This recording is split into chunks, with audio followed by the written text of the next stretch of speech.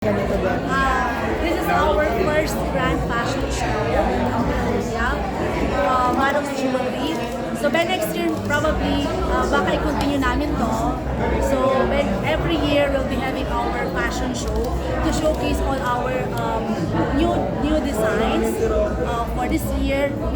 Itong fashion show natin na to is will cater all the designs na nilabas namin for 2025. At the same time, for our next project na design for 2026. So nakikita namin ang iyong Heart of the Ocean. Ano ba, totoo ba yun? Inspired nga doon? Or yun yung nawawalang Heart of the Ocean?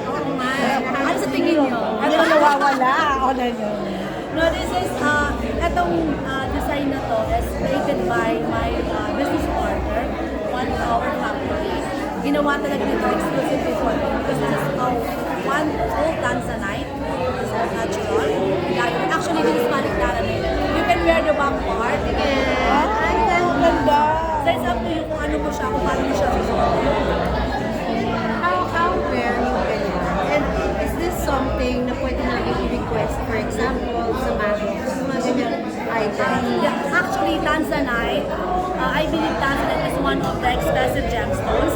There are many tanzanites there na natural, mas expensive pa kaysa diamond. Like Paraiba. It's the best there. The best natural. And is this something na we can request sa Maddox, yung mga rare gems? Yes, we have also. Actually, So, available siya. Available. But tanzanite is not always available. It depends kasi sa source yan actually. Also, same ng Paraiba.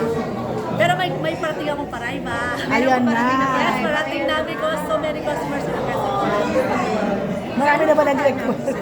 Gano'ng kahirap, ma'am, mag-create? It's very hard actually. It's very hard. Yes, paano yung palakasan ng source? Ganun talaga yung mga We can source everything. All kinds of gemstones that we have.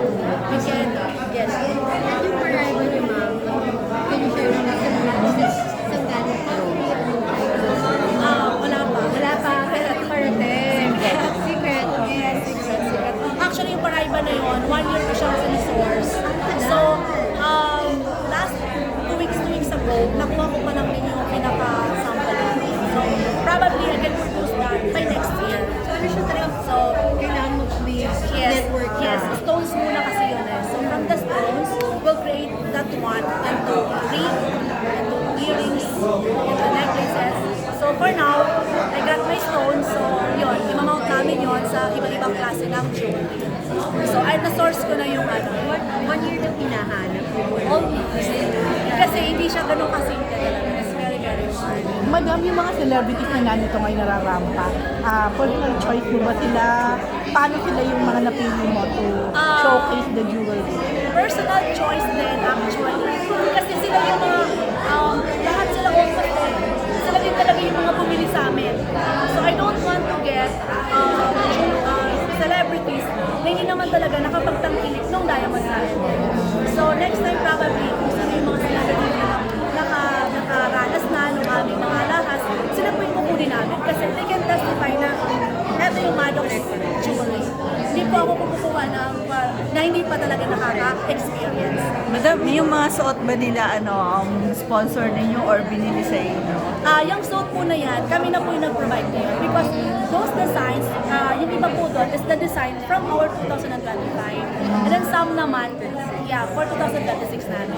Is this also a parang Thanksgiving event dinner? Yes, another one also yan. Thanksgiving din sa mga celebrity na nagtitiwala po sa amin. Ayun na. Thank you, madam. Congrats. Okay.